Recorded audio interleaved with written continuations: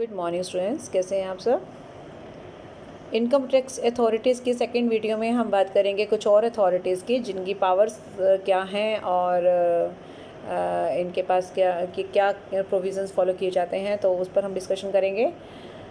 First video में आप CBDT के बारे में बात कर चुके हैं, यानी कि central board of direct taxes. इस वीडियो में हम जो और ऑफिसर्स हैं या जो बोर्ड के अंडर जो भी इनकम टैक्स अथॉरिटीज़ हैं उनके बारे में डिस्कशन करेंगे। तो अब बात कर रहे हैं powers of the director general, chief commissioner and commissioner. तो इन लोगों के बारे में बात करेंगे, क्या पावर्स हैं इनके पास। अगर इन्हें अथॉराइज़ किया गया है सेंट्रल गवर्नमेंट के द्वारा, ठीक है, तो ये अपॉइंट कर सकते हैं, if they are authorised by central government. क्या अपॉइंट कर सकते हैं, किसको अपॉइंट कर सकते हैं? इनकम टैक्स अथॉरिटीज़ को अपॉइंट कर सकते हैं जो असिस्टेंट कमिश्नर या डिप्टी कमिश्नर के रैंक की है, उससे बिलो रैंक की है। मतलब दोबारा से बता रही हूँ मैं, सेंट्रल गवर्नमेंट के द्वारा अथॉराइज़ किए जाने पर they have the power to appoint the officers below the rank of an assistant commissioner और डिप्टी कमिश्नर, यानी इससे नीचे के रैंक के जो लोग हैं उनकी अपॉइंटमेंट करने का अधिकार रखते हैं, अगर ये अधिकार उन्हें दिया गया है सेंट्रल गवर्नमेंट के द्वारा। दूसरी बात, अगर बोर्ड इनको अथोराइज़ करता है, देखिए कई जगह बोर्ड अथोराइज़ करेगा, बोर्ड अधिकार देगा, कई जगह सेंट्रल गवर्नमेंट देगी, तो डिपेंड करता है सर्कमस्टांसेस पे। तो बोर्ड अगर अथोराइज़ करता है तो ये अपॉइंट कर सकते हैं अपने काम को स्मूथली चलाने के लिए कुछ लोगों की अपॉइंटमेंट करना। एग्जीक्यूटिव्स हैं जो अधिकारी वर्ग जिसे आप कह सकते हैं, या मिनिस्ट्रियल स्टाफ जो क्लास 4 जिसको आप कह सकते हैं, उनकी अपॉइंटमेंट करना। तो बोर्ड अथोराइज़ करेगा तो ही ये काम कर पाएंगे। उसके अलावा फिर इनके पास एक पावर ये भी होती है कि ये अपने अंडर एक असेसिंग ऑफिसर के केस को दूसरे असेसिंग ऑफिसर को ट्रांसफ़र कर सकते हैं। फिर से बता रही हूँ, ये अपने अंडर काम करने वाले असेसिंग ऑफिसर, क्योंकि असेसिंग ऑफिसर कई तरह के होते हैं और अलग अलग एरिया होता है उनका, तो एक असेसिंग ऑफिसर जिस केस पर काम कर रहा है कई बार उस केस को किसी और असेसिंग ऑफिसर को भी ट्रांसफ़र कर सकते हैं, ऐसा इनके पास अधिकार है।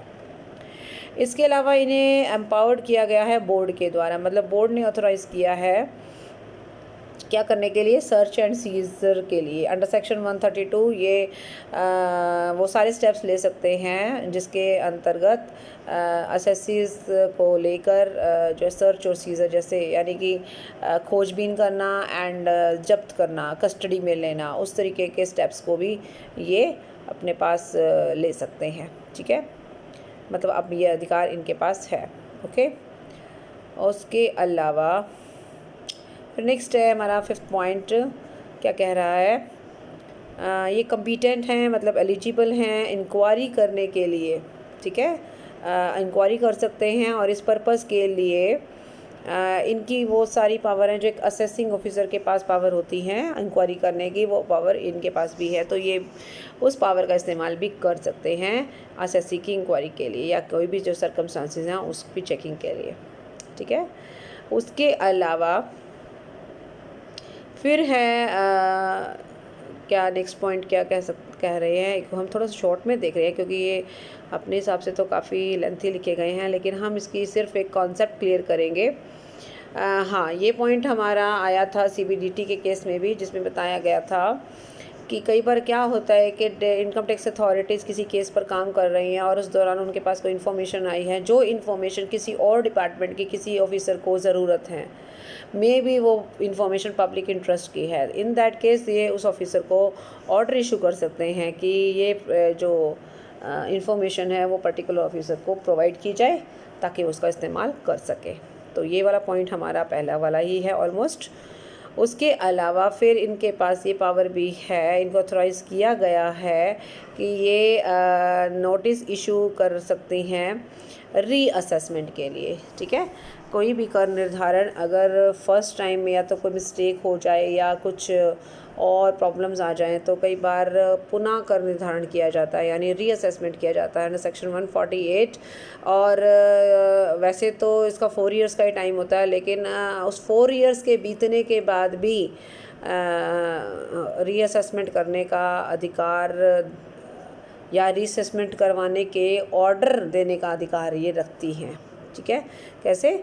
जो रेलेवेंट असेसमेंट ईयर है, जिसका असेसमेंट हमको करना है, उसके 4 साल ख़त्म होने के बाद, यानी कि जब उसके 4 साल ख़त्म होने के बाद भी रीअसेसमेंट हो सकता है।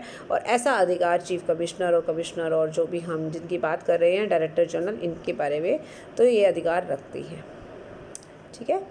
पॉइंट नंबर 8 पे आ जाएंगे। अगर कोई रिफ़ंड ड्यू हुआ है किसी एसएससी का और उसी एसएससी का सरकार को या डिपार्टमेंट को कोई टैक्स भी पहले का कोई टैक्स पेबल है या कोई पहले का रिफ़ंड पेबल है, तो ये सेट ऑफ करने के लिए भी ऑर्डर दे सकती हैं। तो उस रिफ़ंड में से जो टैक्स का देना है, मतलब डिपार्टमेंट को जो टैक्स देना है हमें, ठीक है, वो टैक्स एडजस्ट करके बाकी का रिफ़ंड दिया जा सकता है। या अगर रिफ़ंड कम देना है, टैक्स ज़्यादा उसको देना है, तो हम उसका रिफ़ंड एडजस्ट करके उससे बाकी के टैक्स की डिमांड कर सकते हैं। ये तो सिंपल का एक केस है, ओके। फिर उसके अलावा और क्या है, इसमें ये भी है कि अगर इन्हें लगता है कि असेसिंग ऑफिसर ने जो जांच पड़ताल की है या किसी एसएससी का असेसमेंट किया है और वो असेसमेंट जो है प्री जुडिशियल है, मतलब सरकार की या डिपार्टमेंट की इनकम तो एक्चुअली सेंट्रल गवर्नमेंट की है, तो गवर्नमेंट की इनकम के अगेंस्ट है, यानी रिवेन्यू का लॉस हो सकता है, तो ये अधिकारी वर्ग क्या कर सकता है, उस असेसमेंट को खुलवा सकता है, ऐसा ऑर्डर पास करा सकता है, फ्रेश असेसमेंट करवा सकता है, या उस ऑर्डर के तहत उस जो टैक्स है उसकी अमाउंट को बढ़ा सकता है, मॉडिफाई कर सकता है। अगर उन्हें ये, मतलब उनके पास ऑब्वियसली एविडेंस होने चाहिए। ऐसे नहीं है कि हम किसी भी एसएससी का टैक्स बढ़ा देंगे अपनी मर्ज़ी से और वो चुपचाप दे देगा, नो यार, इट इज़ नॉट पॉसिबल। बाकायदा एविडेंस होने चाहिए और कहाँ मिस्टेक हुई है असेसिंग ऑफिसर से, कहाँ उसने अच्छे से रिकॉर्ड्स चेक नहीं किए हैं, तो वो सारी चीज़ें भी देखी जाएंगी। 10th पॉइंट पे हम आ रहे हैं, दैट इज़ या तो अपनी मर्जी से either of his own motion, या एसएससी के एप्लीकेशन देने के बाद, ठीक है। कई बार ऐसा होता है कि कहीं एसएससी को कोई ऑब्जेक्शन है किसी इंक्वायरी से या कोई प्रोसीडिंग से, तो वो एप्लीकेशन दे सकते हैं। या कई बार कमिश्नर को भी ये लगे कि अपने आप भी कई बार ऐसा लगता है रिकॉर्ड्स के बेस पे कि ये प्रोसीडिंग दोबारा होनी चाहिए, असेसमेंट दोबारा होना चाहिए, तो एक रिवाइज्ड ऑर्डर पास कर सकते हैं रिवीजन के लिए, कि मतलब जो भी असेसमेंट हुआ है उसको रिवाइज़ किया जाए। नेक्स्ट है कंसीलमेंट ऑफ इनकम से रिलेटेड। क्या है कि अगर किसी एसएससी ने कोई भी इनकम कंसील की है, हालांकि उसके लिए पेनल्टी भी है, लेकिन डिपेंड करता है वो क्या सर्कमस्टांसेस थे। और इस संदर्भ में कमिश्नर को ये अधिकार है कि वो रिड्यूस और वेव कर सकता है उस पेनल्टी को जो इम्पोज की गई है उस पर्सन पर अंडर सेक्शन 271, राइट। तो कंसीलमेंट के केस में जो पेनल्टी लगाई जाती है उसको कम करने का या ख़त्म करने का अधिकार कमिश्नर रखता है, राइट। इसके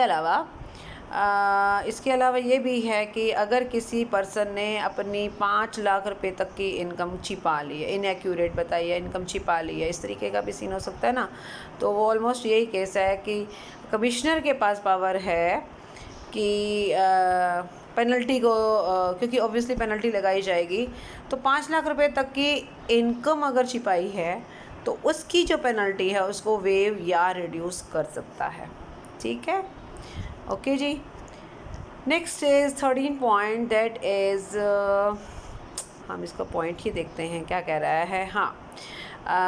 जहाँ असेसिंग ऑफिसर को ये लगता है, उसका ये ओपिनियन है कि प्रोटेक्शन सरकार की आय को सुरक्षित रखने के पॉइंट ऑफ व्यू से हमें किसी पर्टिकुलर एसएससी की प्रॉपर्टी अटैच कर लेनी चाहिए या जब्त कर लेनी चाहिए, तो कमिश्नर ये अधिकार रखता है। क्या अधिकार रखता है, एक सेकेंड, तो कमिश्नर ये अधिकार रखता है कि वो कमिश्नर से अप्रूव करवाना पड़ेगा अटैच करने के लिए प्रॉपर्टी, यानी कि असेसिंग ऑफिसर को ये लगता है कि किसी एसएससी की वजह से सरकार को आय का नुकसान हो रहा है, कहीं वो टैक्स की चोरी कर रहा है या वो इनकम छिपा रहा है और उसकी प्रॉपर्टी को हमें अटैच कर लेना है। अटैच का मतलब है कि टैक्स जब तक वो पे नहीं करता तब तक हम उसकी प्रॉपर्टी कब्जे में रखेंगे या इस तरीके का सीन रहेगा। तो इसके लिए उन्हें इस पर्सन की, ये जो है ना डायरेक्टर जनरल, चीफ कमिश्नर, इनकी अप्रूवल लेनी पड़ेगी, ऐसे नहीं अटैच कर सकता। ठीक है। फिर उसके अलावा हम बात करेंगे आगे, चीफ कमिश्नर को ये भी अधिकार है, मैं बार बार नाम नहीं बोलने की ज़रूरत, क्योंकि हेडिंग में जो नाम दिए गए हैं वो बार बार आपको वही लिखने हैं, तो ऐसा नहीं है कि मुझे बार बार बोलने से आपको ज़्यादा समझ में आएगा। हम जिस अधिकारी वर्ग की बात कर रहे हैं वो आपको हेडिंग में दिख जाएगा, तो आपको वही रिपीट करके लिखना होगा। तो अब ये कुछ इंटरेस्ट लगाए जाते हैं, अब वो आप एडवांस टैक्स में पढ़ेंगे, तो that is 234A, B and C। ठीक है। तो इस तरीके के इंटरेस्ट को कम या छोड़ा जा सकता है under prescribed circumstances by this person, यानी कमिश्नर या डायरेक्टर जनरल के द्वारा।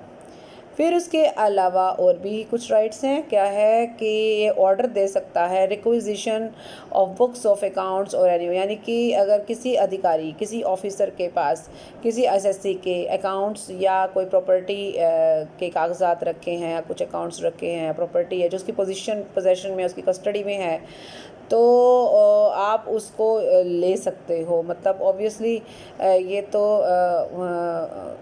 मे रिक्विजिशन, एक second, may requisition of books account और विच इज इन, हाँ ठीक है ना। रिक्विजिशन का मतलब होता है कि आप उसको यूज़ करना या उसको ले लेना। तो डायरेक्टर जनरल या चीफ कमिश्नर ऐसा ऑर्डर पास कर सकता है कि जिस अधिकारी के पास एसएससी का ये सब चीज़ें हैं तो उसको अपनी कस्टडी में ले सकते हैं या उसका इस्तेमाल कर, मतलब उसको ऑथोराइज तरीके से उसको जो है इंक्वायरी के लिए इस्तेमाल किया जा सकता है। मतलब जैसे बुक्स ऑफ अकाउंट्स हैं, तो अब भी हमें जांच पड़ताल करनी है, तो ये नहीं है ना कि वो अधिकारी अपनी कस्टडी में रखेगा और किसी और को नहीं दिखाएगा, ऐसा नहीं है। वो डिपेंड करता है कि क्या सर्कमस्टांसेस और कितने लोग उसमें इन्वॉल्व हैं। तो अगर किसी और अधिकारी को उसकी ज़रूरत है तो उसको दिखानी पड़ेगी। ठीक है। और इसके अलावा लास्ट पॉइंट कह रहा है कि हाँ, इसमें ये होता है कि अगर सरकार ने ज़्यादा टैक्स ले लिया है, मतलब कई बार क्या होता है कि एसएससी ज़्यादा टैक्स दे देता है तो उसका रिफ़ंड क्रिएट होता है। तो अगर रिफ़ंड वो टाइम पर देती नहीं है गवर्नमेंट, तो उन्हें उसका इंटरेस्ट देना पड़ता है। जिस तरीके से हम टैक्स लेट पे करें तो हमें इंटरेस्ट देना होता है, सिमिलरली अगर सरकार हमारा रिफ़ंड हमें टाइम पर नहीं देती है तो सरकार को भी हमें टैक्स देना पड़ेगा, इंटरेस्ट देना पड़ेगा। ठीक है। तो अब उस इंटरेस्ट से रिलेटेड अगर कोई प्रॉब्लम है तो उसका फाइनल डिसीज़न जो है वो यही अधिकारी, चीफ कमिश्नर एंड कमिश्नर, ये अथॉरिटीज़ करेंगी। ठीक है। चलिए जी, नेक्स्ट टॉपिक पे आ रहे हैं, वो हैं powers of joint commissioner, assistant director और डिप्टी डायरेक्टर और भी जो असेसिंग ऑफिसर हैं वो सब इसमें इन्वॉल्व हो जाएंगे। मैक्सिमम आपको अब इसमें कवरेज मिल जाएगी। जैसे इसमें क्या है, जो जिनकी मैं बात कर रही हूँ, असेसिंग ऑफिसर या जॉइंट कमिश्नर है, उनके पास सारी पावर्स हैं। कोई भी इंफॉर्मेशन जो एसएससी की उससे रिलेटेड हैं, उसके असेसमेंट से रिलेटेड हैं, वो इन्फॉर्मेशन लेने का राइट है। दूसरा, उनको सर्वे करने का राइट है अपने एरिया। ऑब्वियसली असेसिंग ऑफिसर अपने एरिया, जो एरिया उसको अलॉट किया जाता है, वहाँ जाकर सर्वे कर सकता है, उस प्लेस पे जा सकता है जो उसके एरिया में आता है। मान लीजिए वो किसी एसएससी जो उसके एरिया में आ रहा है, तो असेसमेंट के लिए अगर हमें उसके वर्क प्लेस पे जाना पड़े, उसके ऑफिस में जाना पड़े, सर्वे करना पड़े, तो ये पावर्स ऑब्वियसली होनी चाहिए। तो और वो सारे वो एक्शन ले सकता है जो असेसमेंट के लिए ज़रूरी हैं और जो उसको अलॉट किए गए हैं। उसके अलावा बिल्डिंग में एंटर कर सकते हैं। बिल्डिंग का मतलब जो वर्क प्लेस हो गया, जो उनके एरिया में है और जो एसएससी के कार्यकलाप से रिलेटेड हैं। तो ऑब्वियसली इसका मकसद क्या होगा, इन्फॉर्मेशन कलेक्ट करना होगा। और आप बिल्डिंग में किस लिए जा रहे हैं, डेफिनेटली आप एसएससी के वर्क प्लेस को सर्वे करके वहाँ से कोई इन्फॉर्मेशन कलेक्ट करने के पर्पज़ से जाएंगे। फोर्थ पॉइंट पे आ रहा है कि इन अथॉरिटीज़ को इंस्पेक्शन का राइट है और कॉपीज़ लेने का राइट है। किसका, शेयर होल्डर्स, डिवेंचर होल्डर्स और जितने भी मॉर्गेज होते हैं ना, जिनके पास मॉर्गेज किया जाता है, राइट, जिनके पास कंपनी अपने एसेट्स मॉर्गेज करती है, तो वो एक मोर्टगेजर है, यानी कंपनी मोर्टगेजर है, और जो जिसके पास मोर्टगेज किया गया है दैट इज़ मोर्टगेज। ठीक है, इसको थोड़ा सा आपको बोलने में हल्का सा परेशानी होगी। खैर, ओके, तो कंपनी के जो भी रजिस्टर्स हैं वो मेंबर्स हैं या डिवेंचर होल्डर्स हैं या जो क्रेडिटर्स हैं जिनके पास हमने मोर्टगेज किया है उनकी कॉपी ले सकती है, right. So these authorities have the powers क्या कि वो असेसिंग ऑफिसर की तरह सारे काम कर सकते हैं। मतलब वैसे तो असेसिंग ऑफिसर के बारे में भी हम साइमल्टेनियसली बात कर रहे हैं, लेकिन अब जैसे जॉइंट कमिश्नर है, जॉइंट कमिश्नर होगा, असेसिंग ऑफिसर नहीं है, लेकिन असेसिंग ऑफिसर की तरह वो इंक्वायरी कर सकता है। ऐसा नहीं है कि असेसिंग ऑफिसर के अधिकार वो इस्तेमाल नहीं कर सकता, नहीं, ऐसा नहीं है। उसके अलावा असेसिंग ऑफिसर के बारे में हम जैसे ये कह रहे हैं कि वो नोटिस दे सकता है under section 142 and 148 for making an inquiry, right, inquiry के लिए। थोड़ा सा सेक्शन आपको ध्यान देने पड़ेंगे। कई बार क्या होता है कि सेक्शन अलग अलग सेक्शन के अंतर्गत अलग अलग अधिकार या अलग अलग एक्टिविटीज़ हो सकती हैं, तो वो थोड़ा सा माइंड में हमें रखना पड़ेगा। Assessing officer has the power, assessing officer के बारे में बता रहा है कि वो असेसमेंट कर सकता है अंडर सेक्शन 143, 144, 147। ठीक है, इसके बारे में आप असेसमेंट प्रोसीजर के दौरान पढ़ेंगे कि ये सेक्शन में क्या क्या बताया जाता है।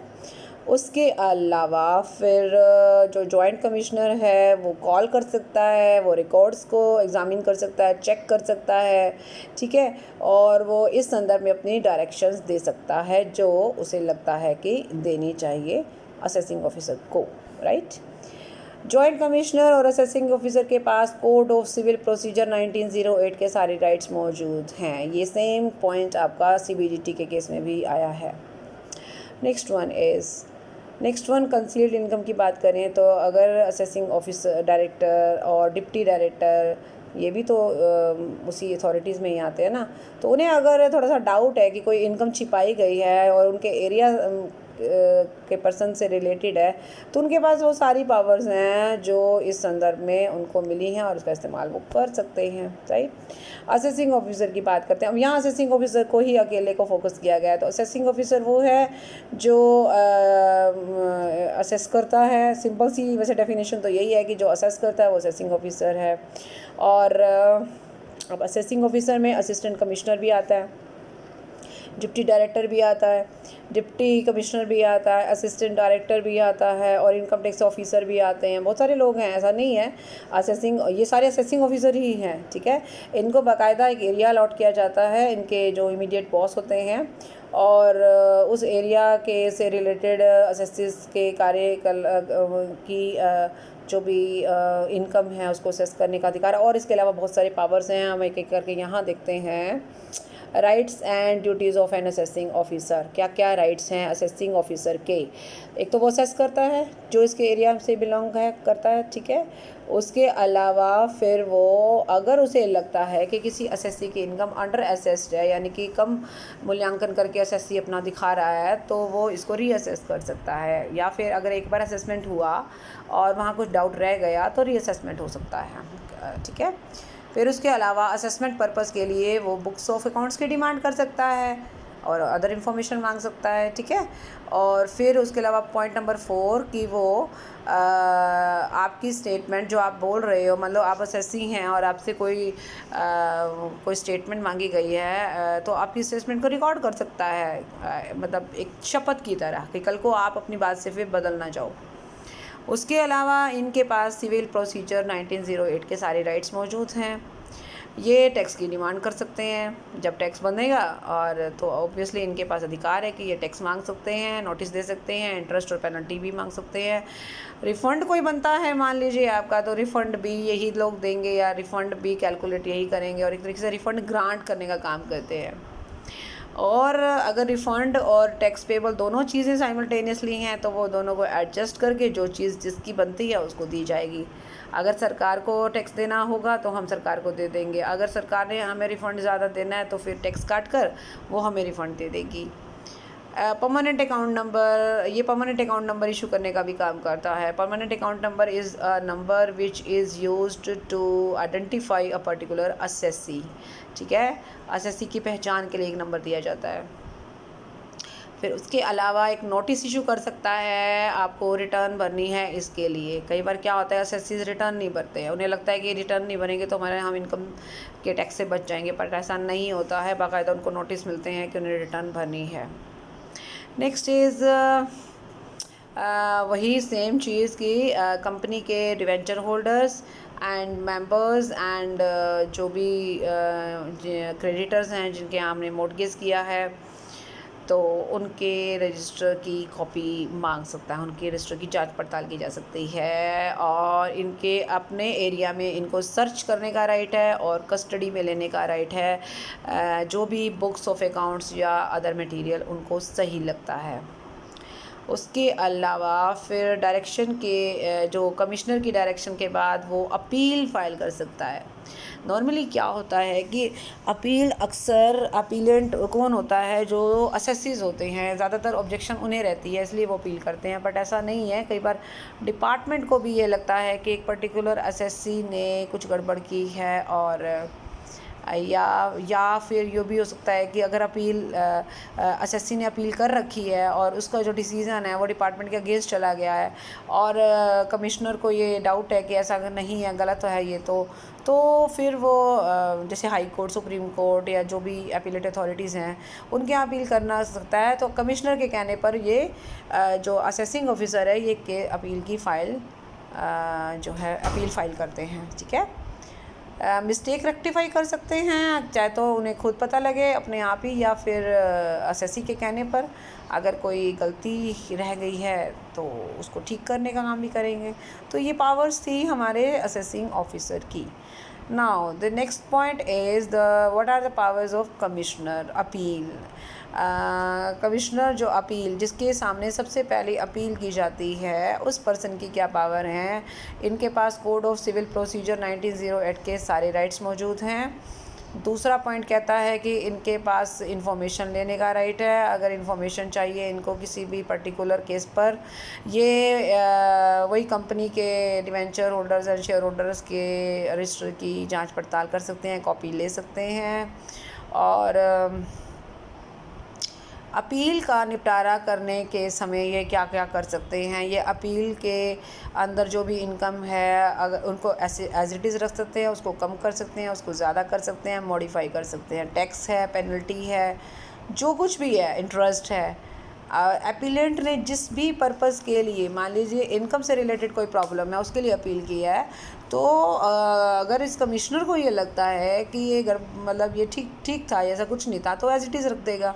अगर उसे लग रहा है कि नहीं वास्तव में गड़बड़ हुई है, तो ये तो पेनल्टी बहुत ज़्यादा लगाई गई है, तो पेनल्टी को कम कर सकते हैं और पेनल्टी को बढ़ा भी सकते हैं। ऐसा नहीं है, पेनल्टी रेज भी कर सकते हैं। तो एनहांस भी हो सकता है, रिड्यूस भी हो सकता है, वो डिपेंड करता है कि वो किस तरीके से जांच पड़ताल की गई है। ठीक है, और ऐसा ही रिफ़ंड के बारे में भी हो सकता है। ठीक है, सो कमिश्नर जो अपील है वो सारी चीज़ें जो भी उनके अधिकार क्षेत्र में आती हैं उसके ऊपर जो है अपना कार्रवाई करता है। और ज़रूरी नहीं है कि ये मैटर जो है उसके कई बार क्या होता है कि खुद से भी, हालांकि कमिश्नर जो है वो अपने आप नहीं देखेगा, ऑब्वियसली उसके सामने तो केसेस आएंगे।